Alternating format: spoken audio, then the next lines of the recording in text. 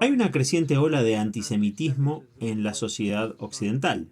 Me refiero a Europa, el Reino Unido y los Estados Unidos. En el Reino Unido se observa un aumento del vandalismo contra la propiedad y de las agresiones a personas. Es necesario distinguir entre antisemitismo y antisionismo, y es un tema que voy a abordar en breve. Durante siglos, el antisemitismo fue religioso. Se acusaba a los judíos de matar a Jesús, y por lo tanto del crimen de deocidio, de matar a Dios. A principios del siglo XX, o incluso un poco antes, a finales del siglo XIX, el antisemitismo religioso dio paso al antisemitismo racial. Durante la primera mitad del siglo XX, el antisemitismo consideraba a los judíos una especie inferior, no entre las más aptas para sobrevivir. Se los llamaba roedores, y esta visión culminó en el Shoah o el Holocausto, cuando murieron 6 millones de judíos. En la segunda mitad del siglo XX se produjo un cambio drástico en el antisemitismo. Se politizó en cuanto existió un Estado judío, un Estado con el sexto ejército más grande del mundo. Ahora se les considera enemigos de la paz mundial. Curiosamente, se cierra el círculo. El antisemitismo ha vuelto a tener tintes religiosos, pero esta vez no desde el cristianismo, sino desde el Islam. Israel se ve como una afrenta y un pretexto para ocupar tierras que una vez estuvieron bajo el dominio de Alá. Todo esto es antisemitismo, que se manifiesta contra el pueblo, pero el antisionismo está ganando terreno en la Iglesia occidental.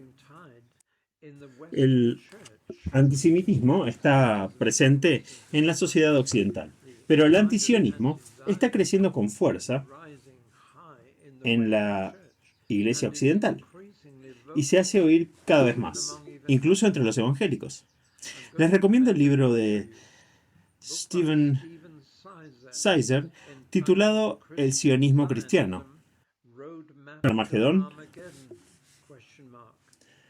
Y en la portada están estas palabras: me complace recomendar la innovadora crítica de Stephen Sizer al sionismo cristiano, su análisis exhaustivo de sus raíces, su fundamento teológico y sus consecuencias políticas es muy oportuno. Y es una cita de John Stott. Y se trata de un ataque directo al sionismo cristiano, al que tachan de extraño, inestable, excéntrico e incluso hereje. Todos los problemas de la Iglesia tienen una raíz teológica. Es decir, en primer lugar quiero decir que nuestra concepción de Dios, pues esa es nuestra teología, pero esto a su vez depende de cómo interpretamos las Escrituras. Y detrás de esta creciente ola de antisionismo hay dos teologías, no solo una.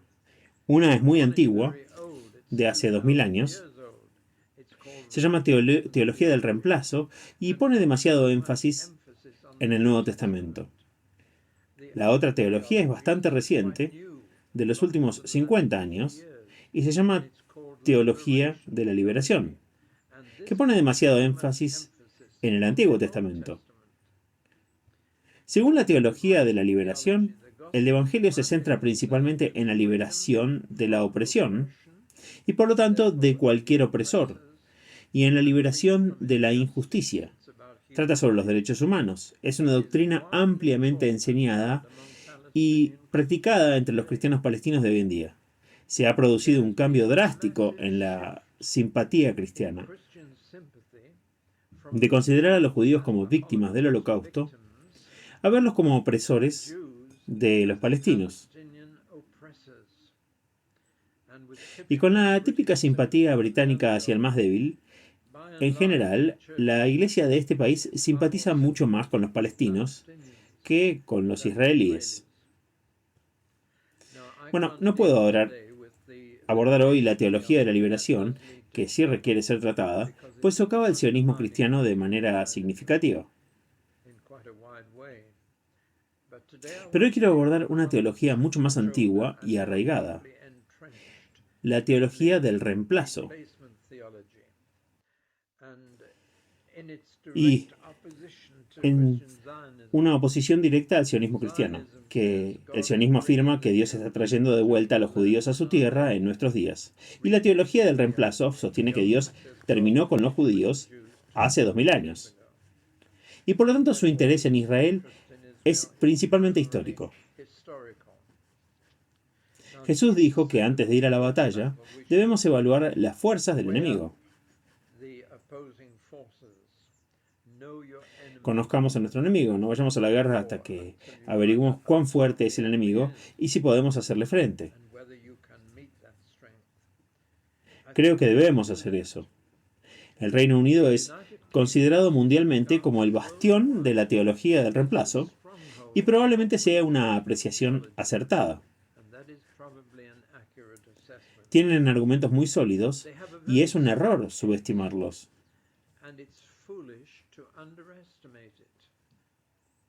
Los teólogos del reemplazo no son simples ni ingenuos. Necesitamos saber qué creen y qué defienden para poder responder adecuadamente a sus oposiciones, a sus acusaciones. Debemos estar preparados para dar razón de la esperanza que hay en nosotros, dice el Nuevo Testamento, y ciertamente debemos hacerlo. Ahora bien, comencemos con una definición sencilla de la teología del reemplazo. En resumen, es la creencia de que la Iglesia ha reemplazado a Israel como el pueblo elegido de Dios en la tierra y como el instrumento de su propósito. Dios no ha cambiado su propósito, sino su plan y el pueblo a través del cual lo cumplirá. Incluso el nombre ha cambiado. La Iglesia ahora se considera el Nuevo Israel, compuesto por una minoría de judíos y una mayoría de gentiles. Un nuevo pueblo, ni judío ni griego, con la barrera que los separaba derribada. Cito Gálatas 3 y Efesios 2. ¿Por qué entonces ha sucedido esto? ¿Por qué Dios ha cambiado su plan? ¿Por qué ha cambiado su pueblo? La respuesta que da la teología del reemplazo es que los judíos perdieron su oportunidad.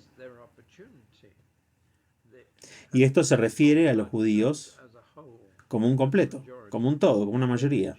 Rechazaron al Hijo de Dios, continuaron rechazando el Evangelio y por lo tanto han perdido su privilegio y su responsabilidad. Ahora son como cualquier otra nación gentil. Su única esperanza es creer en Jesús y unirse a la Iglesia, y una minoría lo ha hecho. Pero, ¿lo hará alguna vez la mayoría de los judíos? Y aquí es donde los teólogos del reemplazo están profundamente divididos. Existe todo un abanico de respuestas a la pregunta.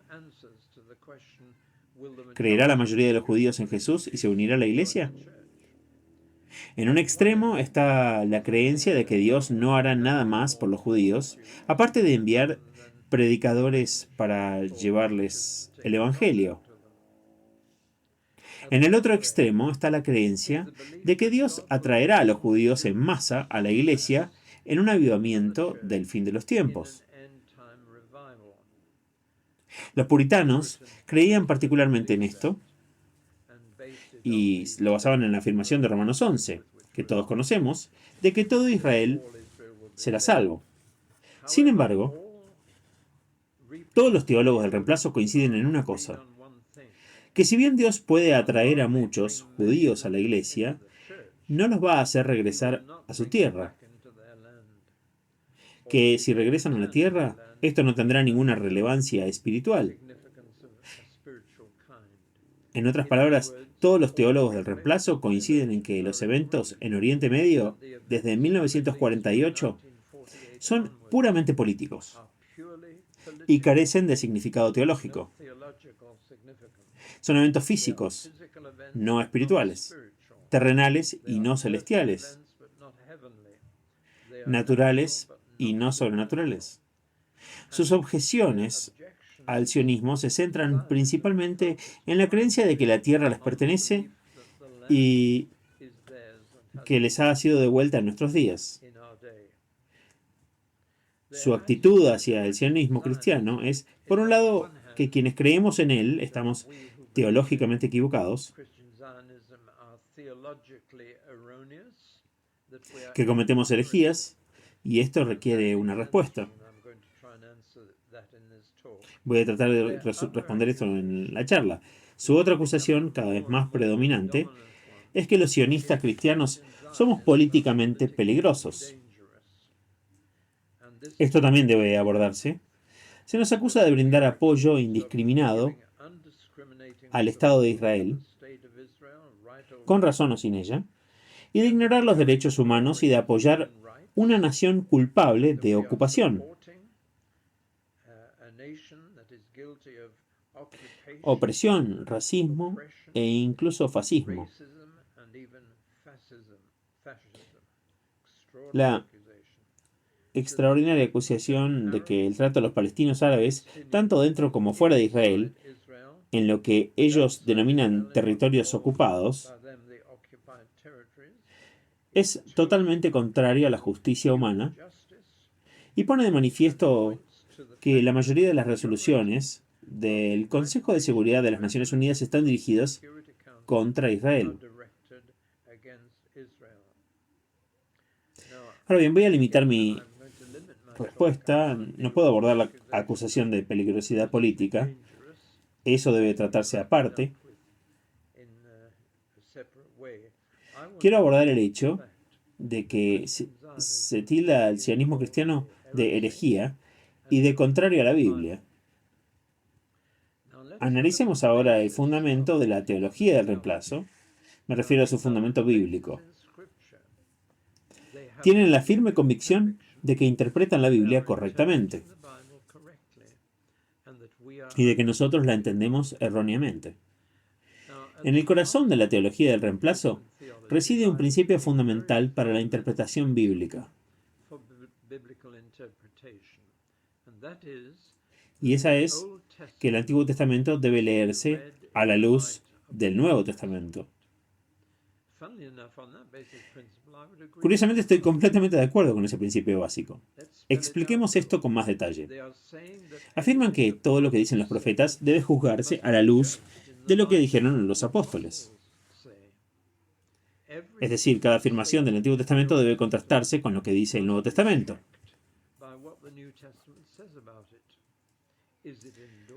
Se confirma, se adapta, se modifica, se anula, se reemplaza. Y debemos reconocer de inmediato que gran parte del Antiguo Testamento ha sido reemplazado en el Nuevo Testamento. Mucho del judaísmo bíblico se ha transferido al Nuevo Testamento.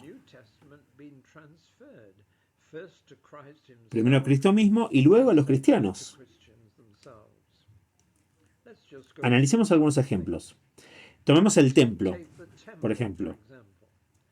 El templo del Antiguo Testamento, construido en Jerusalén, queda obsoleto en el Nuevo Testamento. Y de hecho es destruido poco después, en el año 70 después de Cristo. El templo es reemplazado en primer lugar por Cristo mismo, que dijo: destruyan este templo en 3 días y yo lo voy a levantar, refiriéndose a su propio cuerpo. Así, el templo del Antiguo Testamento fue reemplazado primero por Cristo, que se convirtió en la morada de Dios en la tierra, y ahora es reemplazado por los cristianos, descritos como el templo del Dios viviente. Dios ya no habita en templos hechos por manos humanas, habita en nosotros. Así que en el Nuevo Testamento el templo fue reemplazado primero por Cristo y luego por los cristianos. Por tanto, el sacerdocio del templo fue reemplazado primero por Cristo como sumo sacerdote y en segundo lugar por todos los cristianos. El sacerdocio universal de todos los creyentes se enseña en el Nuevo Testamento. Así que ya no tenemos el sacerdocio levítico, ha sido reemplazado. En tercer lugar, todo el sistema de sacrificios, que era la esencia del culto del Antiguo Testamento, ha sido reemplazado. En primer lugar, por la cruz misma, que cumple como antitipo el concepto del cual todos los sacrificios anteriores eran símbolo. Y esto se aplica a gran parte del Antiguo Testamento. Los símbolos del Antiguo Testamento han sido reemplazados por los antitipos del Nuevo. En el Nuevo Testamento, el sacrificio es algo que uno mismo realiza con su cuerpo vivo. Presentar el cuerpo como sacrificio vivo a Dios. Y el sacrificio de alabanza también. Pero no vamos a la iglesia con animales o aves para sacrificarlos y reconciliarlos con Dios. Por cierto, nada irrita más a los teólogos del reemplazo que los sionistas que predicen que todo este sistema de sacrificios será restaurado en el milenio. Esto es solo un inciso. En cuarto lugar, las leyes del Antiguo Testamento han sido reemplazadas. Algunas han sido modificadas, otras añadidas, otras abolidas y otras alteradas. Jesús, por ejemplo, añadió un mandamiento nuevo: amarse los unos a los otros. Pero en lo que respecta a las leyes alimentarias, Jesús declaró limpios todos los alimentos. Se dice que cuando le preguntaron por qué los discípulos comían con las manos sin lavar, él respondió: todos los alimentos son limpios. Pedro, un judío, creía en animales limpios e impuros, pero en la visión que tuvo en Jope, antes de subir a Cesarea, a la casa del centurión, se le dijo: lo que Dios ha llamado limpio, no lo llaman ustedes sucio. Eso indica una vez más que las leyes alimentarias del Antiguo Testamento han sido reemplazadas. Jesús reemplazó las leyes del divorcio de Moisés con su propia prohibición de volver a casarse después del divorcio, considerándolo adulterio. El espíritu del Nuevo Testamento es que la ley de Cristo ha reemplazado la ley de Moisés. Así pues, la concepción del reino del Antiguo Testamento también ha sido reemplazada. En el Antiguo Testamento, el reino de Dios se identifica con el reino de Israel. Los enemigos de este reino son Egipto, Asiria y Babilonia, los grandes reinos, e incluso los pequeños como los filisteos y los amonitas los rodean. El panorama general es el de reinos terrenales y físicos en conflicto. En el Nuevo Testamento ya no se habla del reino de Israel, sino del reino de Dios, o en Mateo del reino de los cielos, como el reino de Dios, un reino que según el mismo Jesús no es de este mundo. Los reinos opuestos no son de carne y hueso, sino el reino de Satanás. En el Nuevo Testamento los reinos son celestiales y espirituales, a diferencia de los terrenales y físicos del Antiguo Testamento. Además, los lugares santos han cambiado en el Nuevo Testamento.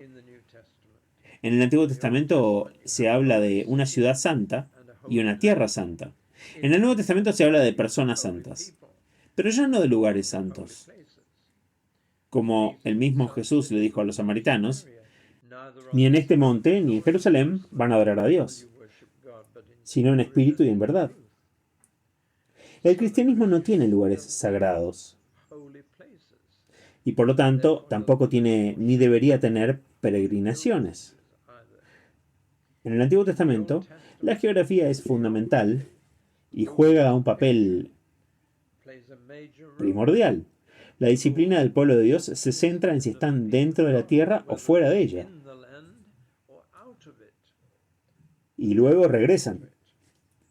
En el Nuevo Testamento, el enfoque no está en un territorio específico, sino en el mundo entero. En Mateo 5 se dice que los mansos van a heredar la tierra, no una parte en particular. En Romanos 4 se afirma que Abraham es heredero del mundo, no solo de la tierra de Israel.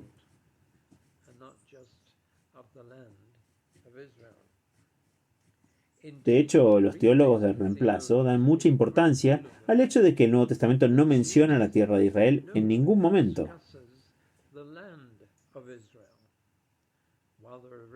Si bien hay referencias al pueblo y a los lugares donde se gestó nuestra salvación, no hay ninguna referencia al derecho judío, a la tierra, ni al retorno judío a ella. Sé que este es un argumento basado en el silencio, que puede ser ambiguo, como vamos a ver más adelante. Sin embargo, este punto se plantea constantemente.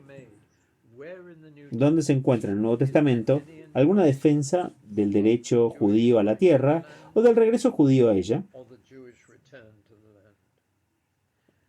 Bueno, creo que todo lo que he dicho hasta ahora es cierto y lo acepto. Hay mucha teología del reemplazo en el Nuevo Testamento en relación con todos los asuntos que les he mencionado. Pero esto no implica necesariamente que el pueblo haya sido reemplazado.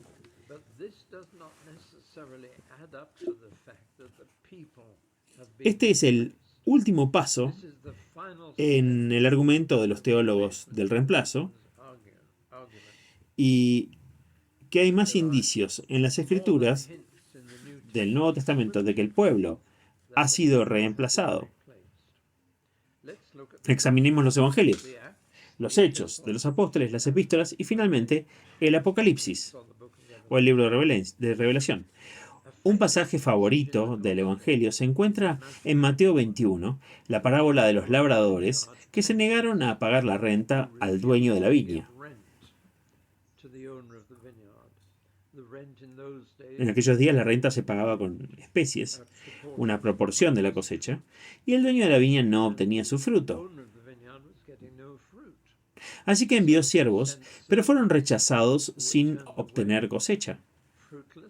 Finalmente envió a su hijo, pero lo mataron porque sería el próximo dueño de la viña.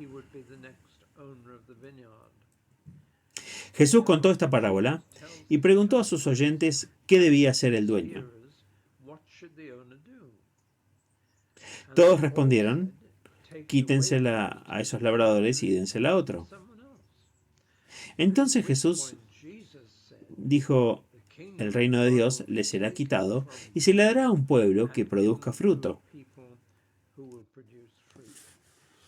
Este es uno de los pasajes a los que recurren con frecuencia los teólogos del reemplazo. De hecho, se trata de un reemplazo de los labradores de la viña. Afirman que en el Antiguo Testamento la viña suele interpretarse como una representación de Israel. Por lo tanto, Jesús predice que la viña será quitada de Israel y entregada a otro. También han analizado los 3 capítulos apocalípticos de las enseñanzas de Jesús, donde él revela el futuro. Mateo 24, Marcos 13 y Lucas 21, que por supuesto se superponen y sostienen que todas estas profecías se cumplieron en el año 70 después de Cristo y que no hacen referencia al futuro. En el libro de los Hechos, el capítulo 18 es uno de las partes favoritas. Durante 6 semanas, Jesús, ya resucitado, les había hablado a sus discípulos sobre el reino de Dios. Al final de eso, justo antes de su ascensión, le preguntaron: ¿y qué hay del reino de Israel? ¿No vas a restaurarlo ahora? Y cabe destacar que solo los discípulos plantearon esta pregunta. Jesús no lo había mencionado. Bueno, los teólogos del reemplazo afirman que estaban haciendo la pregunta equivocada. Jesús lo evidenció al desviar la atención del reino de Israel hacia la necesidad de difundir el Evangelio por todo el mundo.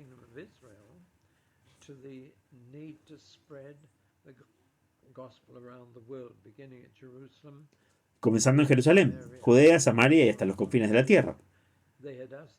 Habían promulgado la pregunta equivocada y Jesús en efecto los redirigió hacia otros asuntos, hacia una misión mundial. De manera similar, en 3 ocasiones, en el libro de los Hechos, Pablo se centra en los gentiles en lugar de los judíos. Una y otra vez, habiendo llevado el Evangelio a los judíos primero a la sinagoga y habiendo sido rechazado, dice, me voy a volver a los gentiles. Y en la última ocasión, al final del libro de los Hechos, dice, lo voy a llevar a los gentiles. Ellos me escucharán. Por implicación, tú no, ustedes no, y ellos sí. De modo que todo el libro de los Hechos se traslada la atención de Jerusalén hasta Roma, pasando por judíos a gentiles, y los teólogos del reemplazo afirman que este es el comienzo del reemplazo de Israel por la Iglesia, un proceso que ya está muy avanzado al final de los Hechos de los Apóstoles. En cuanto a las epístolas, tomemos el versículo clásico de Romanos 11:29, y así todo Israel será salvo. Los teólogos del reemplazo en general interpretan eso como que cuando llegue la plenitud de los gentiles, todo Israel será salvo.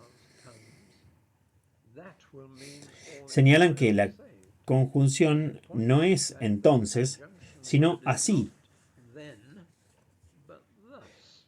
Y leen el versículo como ellos lo interpretan. Cuando hayan llegado la plenitud de los gentiles, así todo Israel será salvo. Y tienen razón al traducir la palabra así, pues significa de esta manera, de esta forma, de tal manera. Por lo tanto, afirman que la frase todo Israel será salvo simplemente significa la consumación de la iglesia. Sin embargo, algunos teólogos del reemplazo reconocen que esto no se ajusta al texto, que al principio mismo de ese versículo, Israel se refiere a los judíos, y es improbable que su significado haya cambiado por completo al final del versículo. Además, en Romanos 9 al 11, Israel siempre se refiere al grupo étnico judío. Quienes aceptan esta interpretación llevan el significado de, por lo tanto, un poco más atrás, donde se dice que los judíos han sido endurecidos hasta que se complete la entrada de los gentiles. Esto significa que el endurecimiento es temporal y desaparecerá cuando se complete la entrada de los gentiles. Y por lo tanto, se refiere a la eliminación del endurecimiento y por consiguiente a la salvación de todo Israel.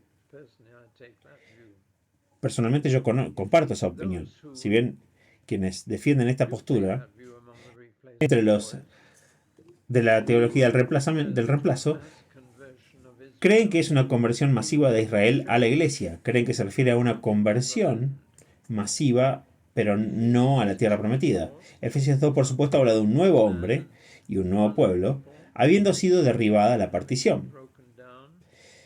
Es, por supuesto, literal, una partición literal en el Antiguo Templo que prohibía la entrada a los gentiles más allá de cierto punto, bajo pena de muerte. Y esa participación espiritual ha sido derribada. Por lo tanto, si esa partición ha desaparecido y solo hay un nuevo hombre, un nuevo pueblo, entonces esa debe ser la iglesia. Israel ya no está en consideración. Gálatas 3:28 es un pasaje clave. Las antiguas distinciones desaparecen. Judío y griego, hombre y mujer, esclavo y libre. Por lo tanto, hoy no debemos hacer distinción entre judíos y gentiles. En el capítulo 4, Pablo desarrolla una alegoría sobre Sara y Agar y dice que representan dos pactos. Uno que es la ley y otro que es la gracia. Uno de esclavitud y el otro de libertad. Pero también estas dos mujeres representan dos Jerusalén, la actual en la tierra y la Jerusalén celestial. Pablo enfatiza que los cristianos pertenecen a la Jerusalén celestial, que es libre, y no a la Jerusalén terrenal, que aún está en esclavitud. En Gálatas 6:16 encontramos otro texto fundamental para esta nueva interpretación, donde a primera vista parece que la iglesia se describe como el Israel de Dios. En la mayoría de nuestras traducciones dice paz y misericordia a todos los que siguen. esta regla, entre paréntesis, se indica que esa se refiere a la nueva creación, es decir, también al Israel de Dios. Ahora bien, si esa es una traducción correcta, es el único versículo de todo el Nuevo Testamento que aplica la palabra Israel a la iglesia, a los cristianos. Pero de hecho es una mala traducción.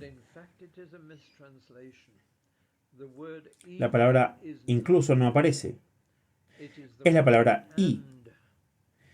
Y en griego la palabra kai, que siempre se traduce, y no debería haberse traducido como incluso, Pablo ha estado hablando de dos grupos de personas,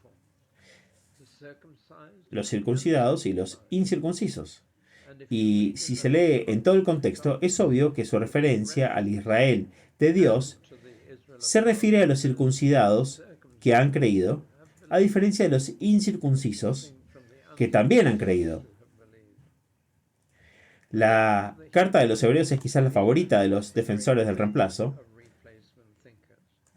Toda la carta apunta al judaísmo bíblico, no al judaísmo rabínico que surgió después, sino que es el judaísmo bíblico que se describe como inferior, inútil, obsoleto y próximo a desaparecer. Y habla de la desaparición y extinción del primer pacto.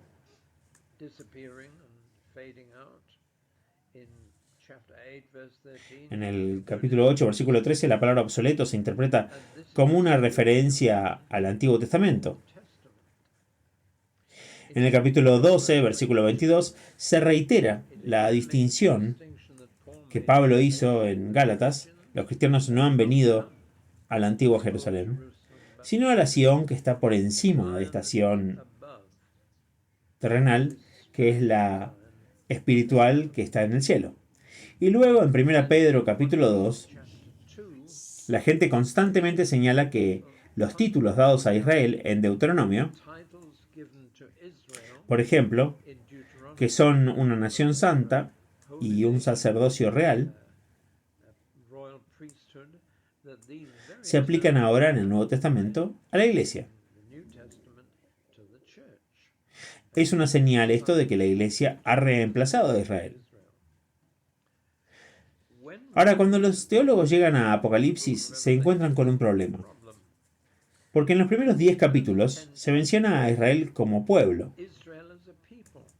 Y este es un libro sobre el futuro, no sobre el pasado. Las 12 tribus se mencionan en el capítulo 7, por ejemplo. Y en la segunda mitad del Apocalipsis, la tierra de Israel cobra protagonismo como escenario de los últimos acontecimientos históricos. Por ejemplo, se dice que la batalla de Armagedón o que el anticristo gobernará en Jerusalén. Así pues, en el último libro de la Biblia, que se describe a sí mismo como una profecía,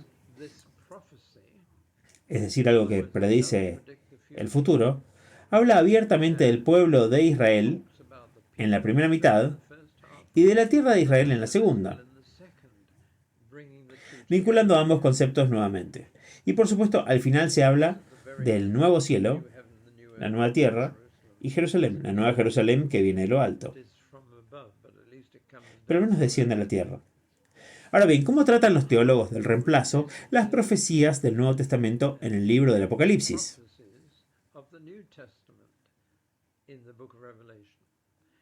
Bien, la respuesta es la misma para las profecías que para las profecías del Antiguo Testamento. Admiten, por ejemplo, que muchas profecías del Antiguo Testamento hablan de un regreso a la tierra prometida, incluso después del exilio babilónico. ¿Y cómo explican estas profecías? Existen tres maneras de invalidarlas. La primera es la que llamamos la interpretación histórica. Todas estas profecías que ya se cumplieron en el siglo V a.C., con el regreso de Babilonia, bajo el liderazgo de Esdras y Nehemías. Por lo que no va a haber más regresos. Pero por supuesto existen profecías que hablan, que se hicieron de un regreso a la tierra después de que regresaron de Babilonia. Sin embargo, esta es una forma de cancelarlo. que dicen que todas fueron cumplidas en el regreso a Babilonia. La segunda forma de abordar estas profecías es que lo que denominamos condicional. El regreso a la tierra prometida estaba condicionado al arrepentimiento y la fe, y dado que no lo poseen, han perdido el derecho a regresar. En otras palabras, cuando Dios prometió traerlos de vuelta, lo hizo con la condición de que estuvieran espiritualmente rectos. Y como no lo están, esas profecías ya no pueden considerarse promesas. Sin embargo, la forma habitual de abordar estas profecías de regreso a la tierra prometida en el Antiguo Testamento es lo que denominamos metafórico o alegórico. Es decir, que estas promesas no deben interpretarse literalmente, sino espiritualmente. Una de las principales críticas a los sionistas cristianos es que interpretan estas profecías literalmente, cuando en realidad deberían interpretarlas espiritualmente. Si se interpretan espiritualmente, por supuesto pueden trasladarse a la iglesia y cumplirse espiritualmente en ella.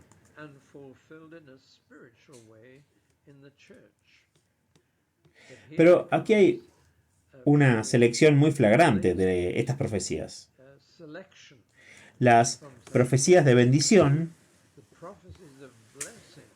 se atribuyen a la iglesia, pero las de maldición futura se reservan para Israel. De hecho, en algunas copias antiguas de la versión autorizada, las profecías de Isaías, por ejemplo,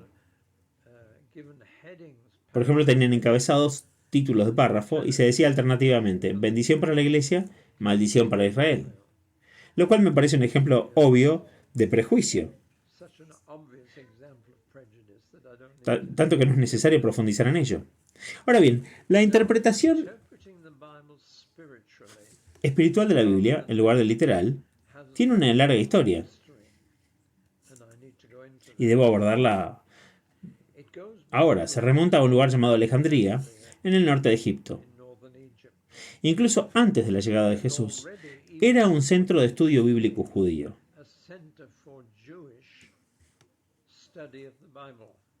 Un hombre llamado Filo fue uno de los más prominentes. Y Filo intentó combinar la filosofía griega con las escrituras hebreas. La filosofía griega, especialmente bajo Platón, siempre buscó la realidad espiritual detrás del mundo material, creyendo que esa realidad espiritual era la realidad oculta tras la apariencia material.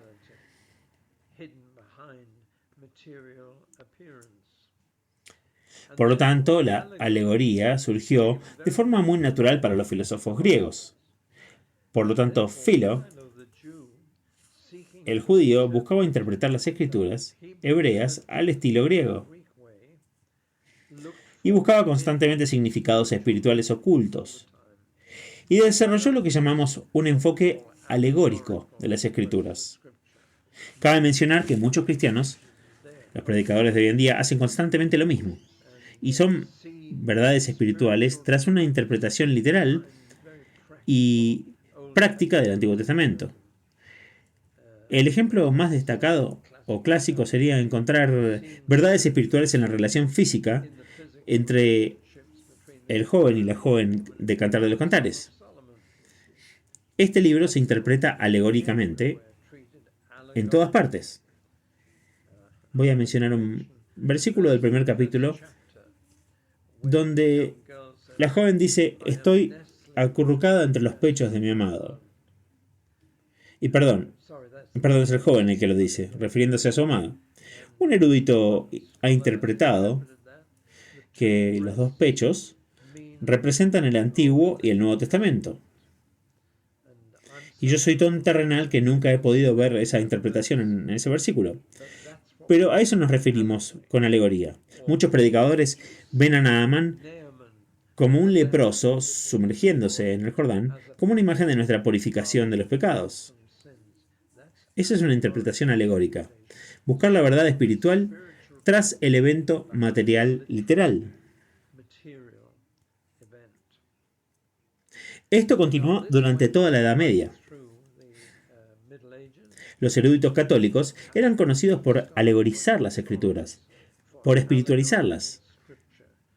Ya he mencionado hasta cierto punto los tipos y antitipos, y hay muchos elementos en el Antiguo Testamento, los sacrificios, el sacerdocio, el templo, etc., que eran símbolos, pero que en realidad apuntaban a un hecho espiritual en el Nuevo Testamento. Pero quiero señalar que en todos los casos no se trataba solo de un hecho espiritual en el Nuevo Testamento, sino de un hecho físico. Los sacrificios eran símbolos de la cruz de Cristo. Pero la cruz de Cristo fue un evento físico, literal, no un evento espiritual solamente. Ahora bien, esta costumbre de interpretar las profecías del Antiguo Testamento espiritualmente, veamos otro ejemplo. El lobo se acostará con el cordero y el león comerá paja con el buey. Muchos eruditos no lo interpretarían literalmente como una transformación literal de la naturaleza en la que los carnívoros se convierten en herbívoros. Lo interpretan como poesía, lo espiritualizan y lo ven como una imagen de armonía entre las personas. Si se interpretara literalmente, por supuesto, significaría una transformación total de la naturaleza misma. La naturaleza, tal como se lo describe, dejaría de existir. Ahora, los teólogos del reemplazo aplican la misma interpretación espiritual de las profecías del Antiguo Testamento a las del Nuevo Testamento.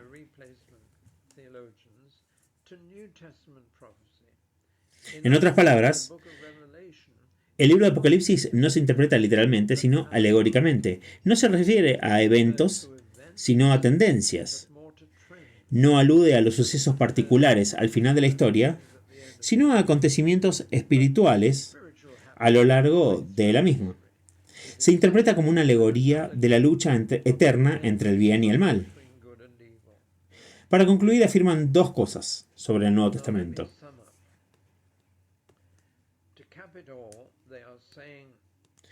Que reconoce un solo pueblo de Dios en la tierra, un nuevo hombre en Cristo que no es judío ni gentil, sino que está compuesto por ambos que creen en Jesús, y que el Nuevo Testamento nunca menciona el derecho de los judíos a la tierra ni su regreso a ello.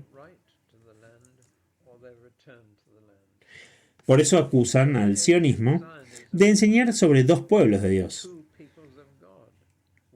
lo cual es cierto, como si se estuviera trabajando en conjunto y planteando la cuestión a través de cuál de ellos cumplirá su propósito. Bueno, cuando les hablé sobre la teología de la dispensación, me referí a eso. Lo que digo es que la teología del reemplazo no es simple ni absurda. Es sincera y erudita, y tiene argumentos muy sólidos, aunque no sean irrefutables por completo, ni completos. Y creo que debemos responderle con respeto y responsabilidad, no con un análisis superficial. Pero, ¿dónde debemos librar la batalla? ¿Dónde debemos enfrentarlos? ¿Y dónde debemos ganarlas? Sería un error táctico defenderse argumentando desde las profecías del Antiguo Testamento.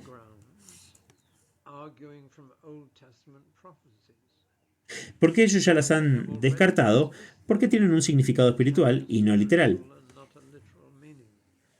Y defenderse siempre es una acción defensiva. Creo que debemos abordar la teología del reemplazo desde su perspectiva.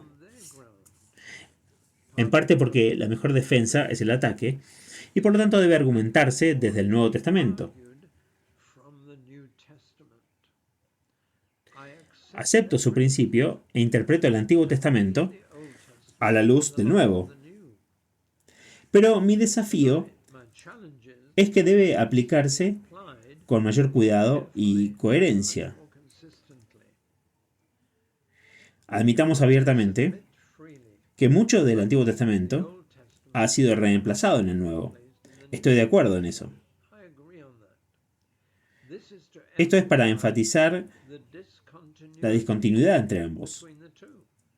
Pero el Nuevo Testamento no ha reemplazado el Antiguo Testamento.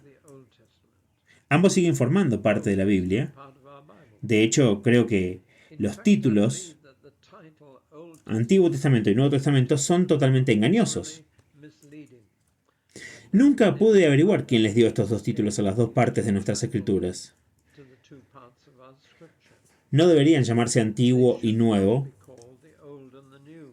por una razón que voy a explicar en breve. Supongo que podríamos llamarlas escrituras antes de Cristo y escrituras después de Cristo, o escrituras judías y escrituras cristianas, pero todas estas denominaciones serían igualmente engañosas. Cristo dijo, escudriñen las escrituras, porque en ellas me van a encontrar.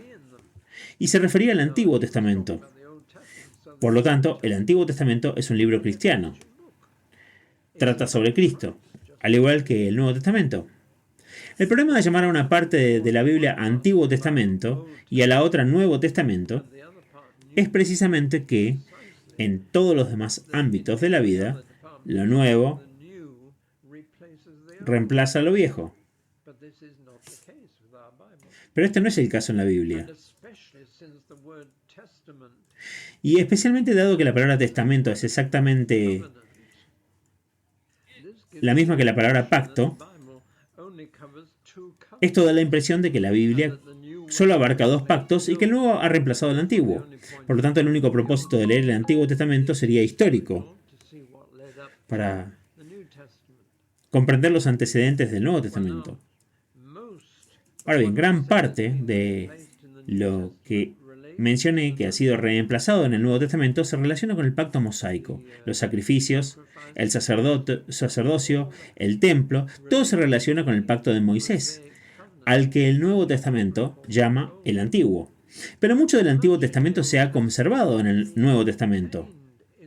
Ya he dicho que el reemplazo enfatiza que mucho del Antiguo Testamento ha sido reemplazado en el Nuevo Testamento, y estoy de acuerdo con eso. Pero mucho del Antiguo Testamento se ha conservado en el Nuevo Testamento. En particular, debemos notar que no hay un solo pacto en el Antiguo Testamento, sino 5. El pacto con Noé, con Abraham, con Moisés, con David y con el Mesías.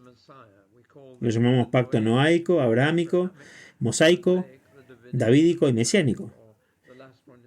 O bien el último también se llama Nuevo Pacto. Y ese Nuevo Pacto se introduce en en el Antiguo Testamento. Solo uno de estos 5 pactos se denomina Antiguo, o primero en el Nuevo Testamento, el pacto mosaico. Y este ha sido reemplazado, pero todos los demás continúan en el Nuevo Testamento. Y esto es algo que los teólogos del reemplazo parecen haber pasado por alto. El pacto con Noé ciertamente continúa en el Nuevo Testamento. Jesús en el Sermón del Monte dice que Dios envía al sol sobre malos y buenos, y su reinado sobre justos e injustos. Y por supuesto, cuando el sol y la lluvia coinciden, aparece el arco iris, señal del pacto de Dios para mantener la tierra. Pero consideremos el pacto abrahámico. Este era el pacto más solemne del Antiguo Testamento. Dios lo confirmó con un juramento. Un juramento que es para jurar por la verdad. Jurar que todo lo que se dice es la verdad, toda la verdad y nada más que la verdad. Pero solamente podemos jurar por algo superior a nosotros mismos. Por eso en un tribunal usamos la Biblia como símbolo de Dios y juramos por su palabra que diremos la verdad. Toda la verdad y nada más que la verdad. Ahora bien, Dios no puede jurar por un poder superior a Él. Por eso dice, por mí mismo he jurado. Dicho de forma sencilla, está diciendo, por Dios voy a cumplir mis promesas. Pero tiene que decir, por mí mismo las voy a cumplir. Además, ese pacto con Abraham se selló con un sacrificio de sangre, y eso lo hace aún más serio. Ahora bien, el pacto con Abraham tenía una dimensión tanto nacional como internacional. La dimensión nacional era: te daré dos cosas, descendencia y tierra, y un lugar para vivir. La dimensión internacional era que, a través de él, todas las familias de la tierra serían benditas, y malditas si lo maldecían a él, y a su descendencia, y benditas si lo bendecían. Y que en él sería él sería el padre de muchas naciones. El Nuevo Testamento confirma el pacto abrahámico. Por ejemplo, María, en el cántico del Magnificat, cuando quedó embarazada, glorifica al Señor. María dice que él se acordará de ser misericordioso con Abraham y sus descendientes para siempre. Luego Zacarías, en el mismo capítulo 1 del Evangelio de Lucas, dice que recordemos su santo pacto, el juramento que hizo a nuestro padre Abraham. Por lo tanto, cuando Jesús nació, fue recibido como confirmación del pacto de Abraham. No del pacto de Moisés, sino del de Abraham. Y luego, al ir a Romanos, encontramos en Romanos 11 que Dios, sabiendo que los judíos se oponían al Evangelio, afirma amarlos por causa de los patriarcas, Abraham, Isaac y Jacob, porque los dones y el llamado de Dios son irrevocables. Ahora bien, los teólogos del reemplazo parecen no haber notado que sus dones, ¿cuáles eran? Semilla y tierra, su llamado a ser una bendición para el mundo entero, se afirma que ambos son irrevocables. Esa es la palabra griega más fuerte que pudo haber usado. Jamás les serán arrebatados. Esto significa que el derecho de los judíos a la tierra que Dios les prometió se afirma en el Nuevo Testamento. Y ese versículo por sí solo sería suficiente. Hebreos capítulo 6 es otro pasaje clave donde el autor, dirigiéndose a los creyentes judíos, afirma que el pacto abrahámico sigue vigente, que Dios juró cumplirlo y que es el pacto que les otorga derecho a la tierra. Esto significa que cualquier análisis del Medio Oriente actual debe considerar que los descendientes de Abraham aún conservan el derecho a esa tierra. No es una situación puramente política. Ahora bien, cuando llegamos al pacto mosaico, este es el que el Nuevo Testamento anula. Este es el que está obsoleto. Este pacto y todo lo que contiene pertenecen al pasado. Por eso hubo una gran controversia en el Nuevo Testamento sobre la circuncisión, en la que Pablo luchó con uñas y dientes. Él no permitiría que los conversos gentiles fueran circuncidados, lo que prácticamente significaba que se convertirían en judíos. Y para él eso significa lo siguiente. En su carta a los Gálatas dice: todo aquel que se circuncide está obligado a obedecer toda la ley. Y ahí se refiere a las 613 leyes de Moisés, la mayoría de las cuales son prohibiciones y la minoría preceptos. Hay más prohibiciones que preceptos para el pueblo de Dios. Más de lo que no deben que lo que deben hacer. Pero todo aquel que se circuncida siendo gentil se compromete a cumplir las 613 leyes. No siempre se comprende lo que esto implica. Por lo tanto, el pacto mosaico desaparece del Nuevo Testamento. Es reemplazado por el nuevo pacto o el pacto mesiánico. ¿Qué sucede ahora con el cuarto pacto, el davídico? Ese fue un pacto hecho con el rey David. Dios prometió que siempre habría una dinastía de David. Alguien en el trono de Judá, en el trono de David. El trono de David no estaba en el cielo, sino en la tierra. era el trono sobre Israel, el reino de Israel. Al regresar al Nuevo Testamento, encontramos que este pacto se confirma, no se modifica, se reafirma. Por ejemplo, en el mismo pasaje de Lucas, capítulo 1, el ángel Gabriel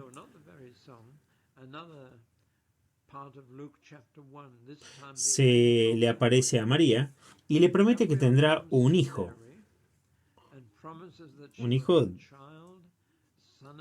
de David.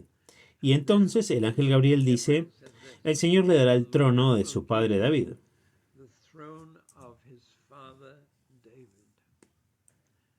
Ese trono es el trono de Israel. No es espiritual ni celestial, es un trono de los judíos.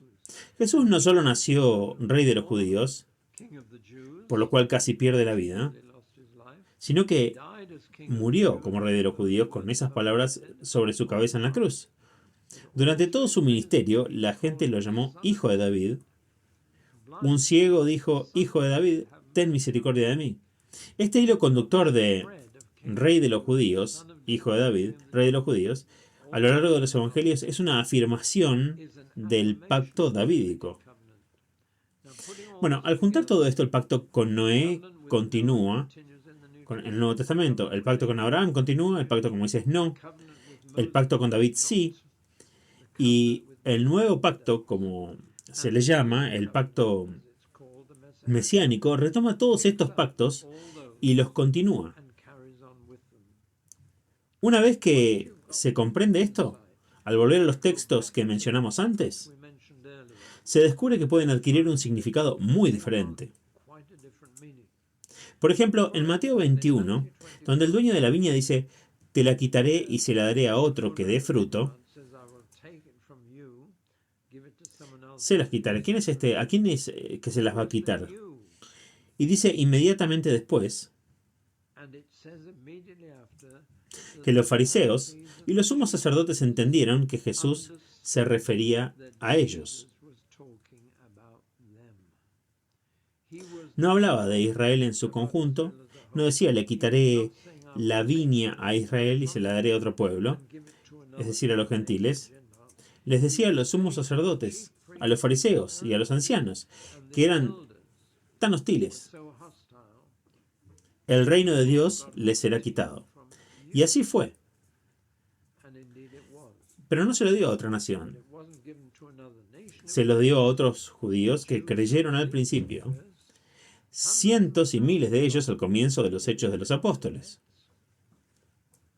Y cuando dice otro pueblo, no se refiere a los gentiles. Siempre se refiere a los gentiles en plural como naciones. Nunca dijo que los gentiles fueran un pueblo. Porque no lo son. Están formados por muchos pueblos. Por lo tanto, este pasaje de Mateo 21 no apoya la teología del reemplazo. Nos dice, les quitaré el reino de Dios a ustedes, Israel, y se lo daré a un pueblo llamado la Iglesia. Mateo 24, Marcos 13 y Lucas 21 no se cumplieron todos en el año 70 después de Cristo.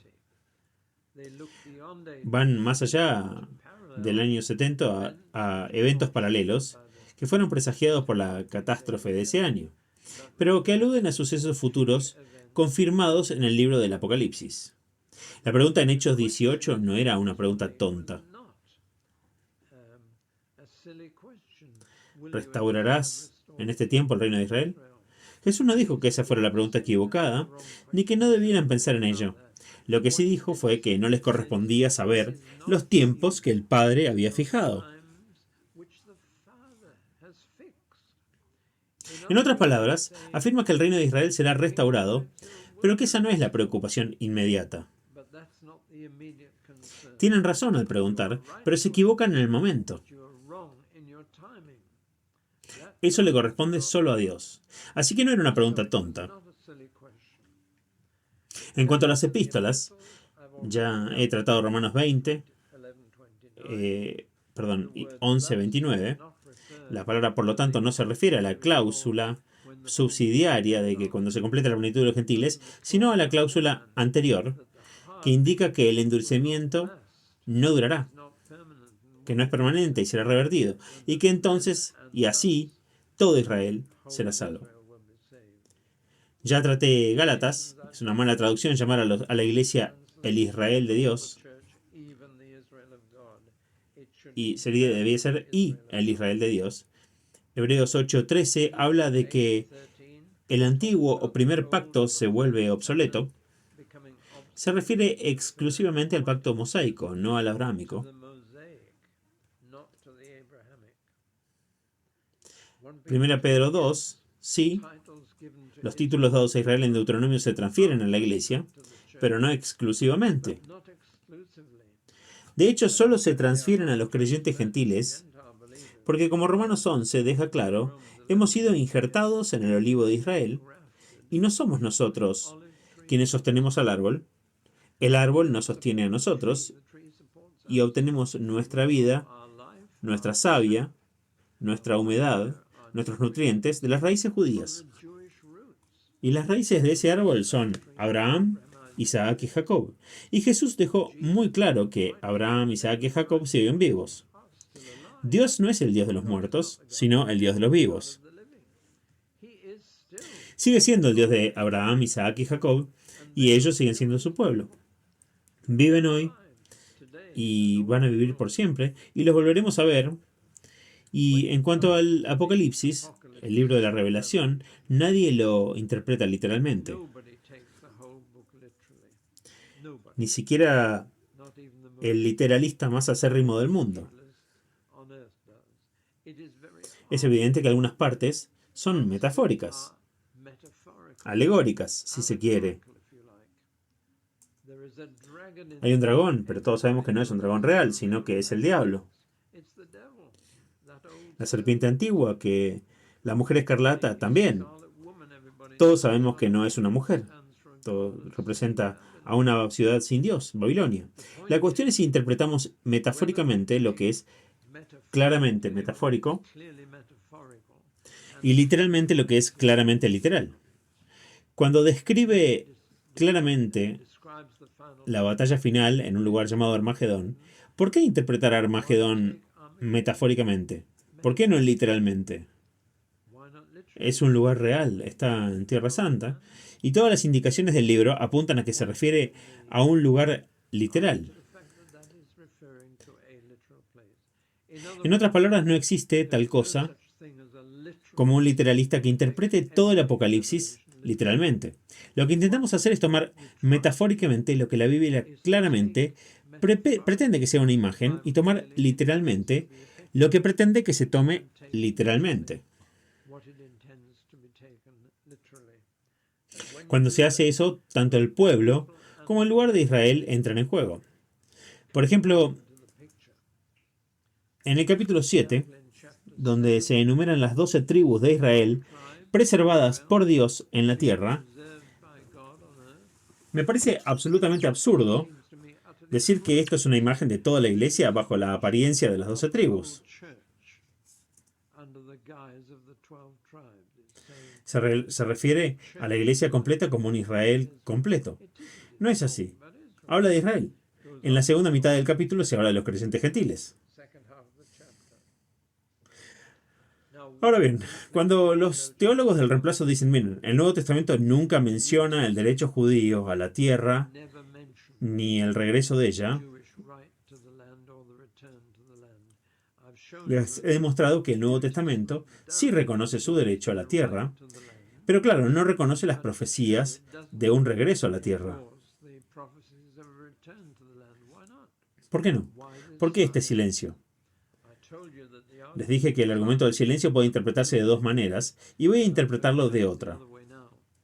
La razón por la que no se habla de un futuro regreso a la tierra en el Nuevo Testamento es muy simple.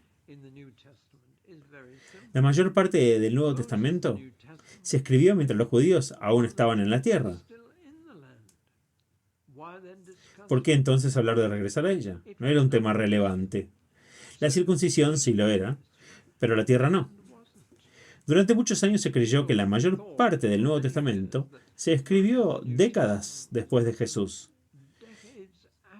Y por lo tanto se argumentó que podría haberse distorsionado con mitos y con leyendas. Sin embargo, cada vez más estudiosos descubren pruebas sólidas de que el Nuevo Testamento se escribió mucho antes del año 70 después de Cristo, cuando el templo fue destruido, y muchos judíos tuvieron que exiliarse. Es evidente que la epístola de los hebreos se escribió antes del año 70, porque de qué otra manera se intentaría persuadir a los lectores de que no volvieran a los sacrificios del Antiguo Testamento. Estos aún se practicaban. Y cabe mencionar uno de los descubrimientos más recientes, que resulta realmente emocionante. Hay un fragmento de papiro en la biblioteca de Middle College de Oxford que se ha descubierto que es una página del Evangelio de Mateo, escrita en ambas caras, y contiene material del último capítulo. Todas las pruebas lo datan mucho antes del año 60 después de Cristo. Esta es la copia más antigua de cualquier manuscrito del Nuevo Testamento que poseemos, y data de esa época. Es sin duda la más antigua. Antes de eso, la copia más antigua que teníamos era una página del Evangelio de Juan del año 110 después de Cristo. Ahora tenemos evidencia de que Mateo es idéntico en el de nuestra Biblia, palabra por palabra. Tenemos evidencia de que Mateo circulaba como libro en la década del 50 después de Cristo, tan solo 20 años después de la muerte de Jesús. Y este no era necesariamente el original. Probablemente era una copia, pero estaba en formato de libro. Uno de los libros más antiguos que hemos encontrado, y se encuentra en Oxford, al alcance de cualquiera.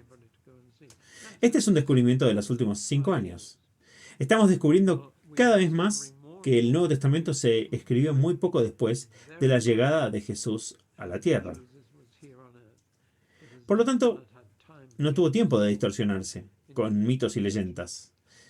Pero lo que quiero decir es que la mayoría de los libros del Nuevo Testamento se escribieron cuando los judíos aún vivían en la tierra y nadie cuestionaba si Dios cumpliría su promesa de traerlos de vuelta. Todavía estaban ahí. Por eso digo que el argumento del silencio puede ser ambiguo. Ahora permítame resumir lo que hemos estado diciendo. Afirmamos que el Nuevo Testamento no ha reemplazado el Antiguo Testamento y que el Dios del Nuevo Testamento no ha reemplazado el Dios del Antiguo Testamento, aunque algunos liberales parecen creer lo contrario. El Dios de Israel y el Padre de Jesús son el mismo. Dios sigue siendo el Dios de Abraham, Isaac y Jacob, a quienes les prometió la tierra. Por lo tanto, la tierra y su derecho a ella siguen vigentes. Sí, Dios tiene dos pueblos en la tierra, la Iglesia e Israel. Pero respecto a Israel, tenemos dos cosas que decir. Los judíos siguen siendo suyos y la tierra sigue siendo de ellos. Y quiero señalar que Dios sigue siendo el Dios de todas las naciones, no solo de Israel, soberano sobre la historia y la geografía. Es Dios quien traza el mapa. Y en el Nuevo Testamento, Pablo, en Hechos 17, dice que Dios creó de un solo ser humano a todas las naciones. Y Él determinó los tiempos señalados para cada uno y los lugares exactos donde debían habitar.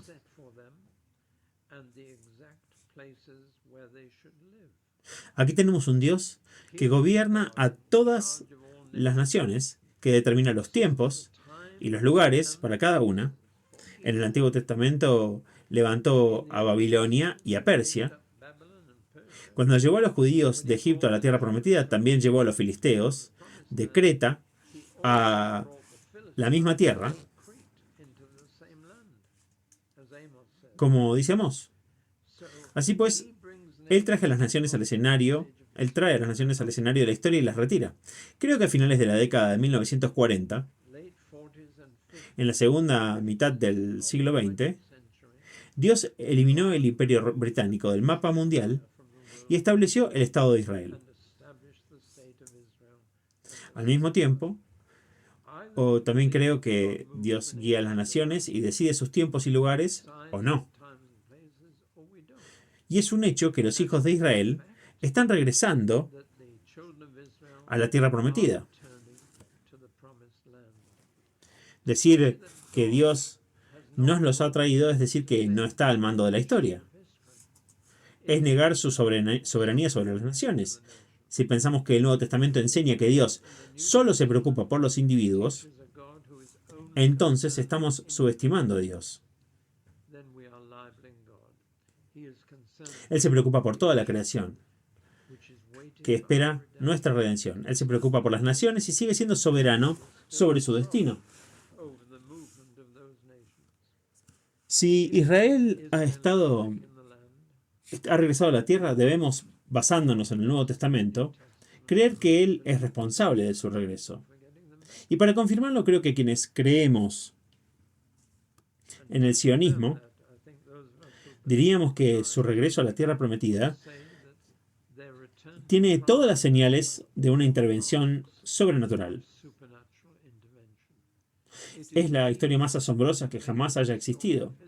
Después de 2000 años, recuperaron su tierra, su idioma, su moneda y su ejército. Y la forma en que, al establecer el Estado de Israel, las naciones, por una vez, se unieron para reconocerlo. Rusia y Estados Unidos votaron juntos. Y cómo han sobrevivido a media docena de grandes guerras, a pesar de que sus enemigos están decididos a aniquilarlos y los superaban ampliamente en número. Y aún siguen aquí.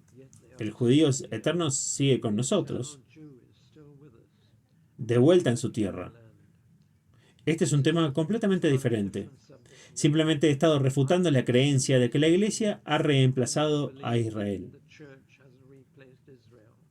Es solamente incidental que mencione la creencia principal del sionismo, que Dios ha traído a Israel de vuelta a su tierra después de tantos años de ausencia. Eso requeriría una charla aparte. Pero espero haber abordado la teología del reemplazo adecuadamente. Consulten algunas de las referencias bíblicas que he dado. Estudien la Biblia por sí mismos. Saquen sus propias conclusiones y crean la palabra de Dios.